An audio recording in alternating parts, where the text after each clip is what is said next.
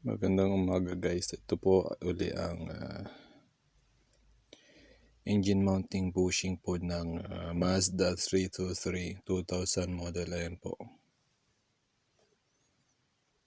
Ito po ay pang rear side, back side.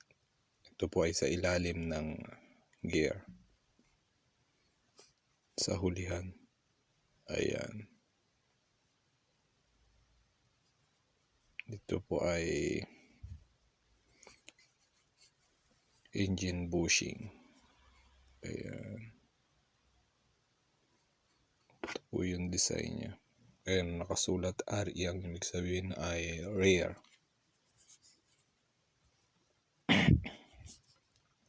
Ayan. Ayan po. Ayan. Ang part number po nito ay nandito. Ayan po. Ayan. Ito, papakita ko sa inyo. Ayan. Ayan po yun. Ayan po yung part number niya. Ayan po. Sana may natutunan kayo at subaybayan nyo lang po ako sa aking channel.